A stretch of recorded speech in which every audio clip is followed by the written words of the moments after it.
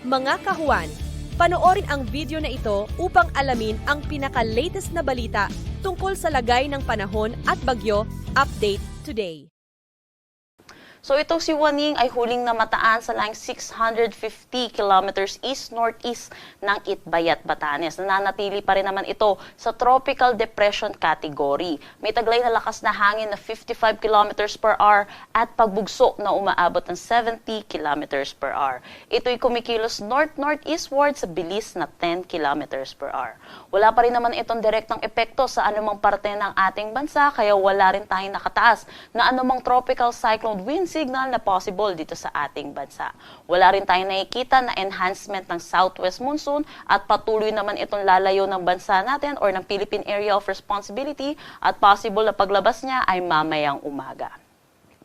Sa ngayon, yung easterlies or yung mainit at maalinsangan na hangin na nanggagaling sa dagat Pasipiko ang umiiral dito sa may Southern Luzon, Visayas at Mindanao. Ito rin po yung weather system natin na magdadala na mataas na tsansa ng mga pag-ulan dito sa ilang bahagi ng bansa natin.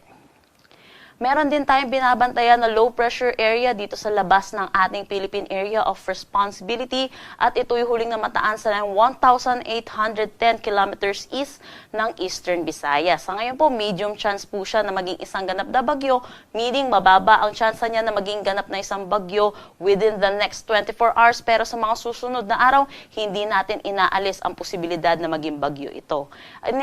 Nakikita din po natin yung forecast track po nito, possible po lumapit ito dito sa may Northern Luzon at magdadala rin po ito ng mga pag-ulan lalo na po dito sa eastern section ng Luzon. Pero sa ngayon po, mataas pa rin po ang uncertainty.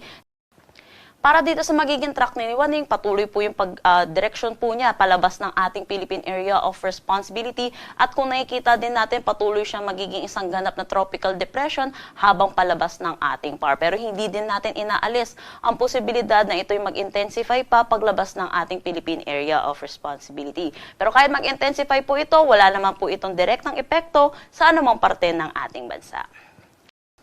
Wala naman tayong nakataas na anumang gale warning sa anumang seaboards ng ating bansa.